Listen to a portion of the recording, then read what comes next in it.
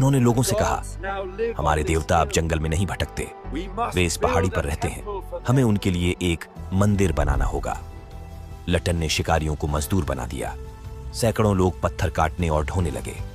अब इतने सारे मजदूरों को रोटी खिलाने के लिए उन्हें आसपास के इलाकों में मजबूरी में खेती शुरू करनी पड़ी। यानी इंसान ने पेट भरने के लिए खेती नहीं की थी, बल्कि मंदिर बनाने के लिए खेती की शुरुआत हुई। जब इंसान खेती करने लगा तो उसके देवता भी बदल गए।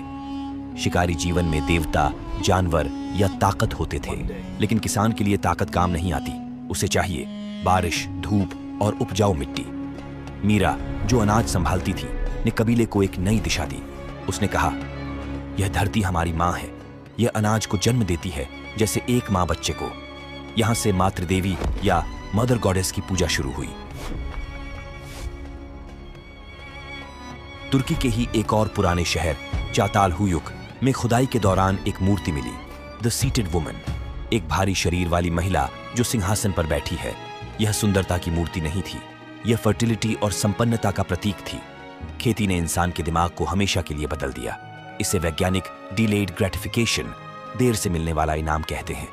पहले इंसान सोचता था, आज क्या खाऊंगा। अब किसान सोचने लगा, अगले साल बारिश कैसी होगी। इस इंतजार को आसान बनाने के लिए ही त्योहार बने, फसल कटते समय उत्सव। यह सब इसलिए था ताकि लोग बोर न हों और एक साथ मिलजुल कर रहें। खेती ने पेट तो भर दिया, लेकिन समूह के सामने एक नई मुसीबत आ गई। जब समूह ने गोदामों में अनाज भर लिया तो कबीले के लोगों को पहली बार एक डर लगा, यह अनाज मेरा है, यह जमीन मेरी है। इतिहास में पहली बार प्रॉपर्टी का विचार आया, और जहां प्रॉपर्टी होती है वहां चोरी और लड़ाई भी होती है। पड़ोस के जंगल में रहने वाले भूखे ओकानू ट्राइब, जो अभी भी शिकारी थे, ने देखा कि वो लटन समूह के पास ढेर सारा खाना जमा है। वे हमला करने की फिराक में थे। लटन ने हुक्म दिया, पत्थर उठाओ, इस बार मंदिर बनाने के लिए नहीं, बल्कि दीवार बनाने के लिए। अब लड़ाई जमीन और कब्जे के लिए थी। लेकिन अब सबसे बड़ा सवाल यही था, जब खेती आ गई, अनाज जमा होने लगा और जमीन पर कब्जा शुरू हुआ, तो फैसला कौन करेगा कि सही क्या है और गलत क्या? कौन बताएगा कि देवता किसकी सुनते हैं? कौन कहेगा कि किसे हक है और किसे नहीं?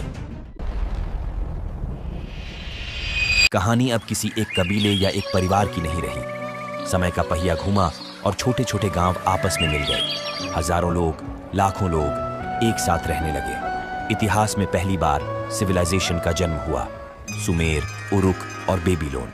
लेकिन इतनी बड़ी भीड़ को एक साथ कौन रख सकता था? कोई सरदार नहीं, कोई पुलिस नहीं, उन्हें सिर्फ एक चीज जोड़ सकती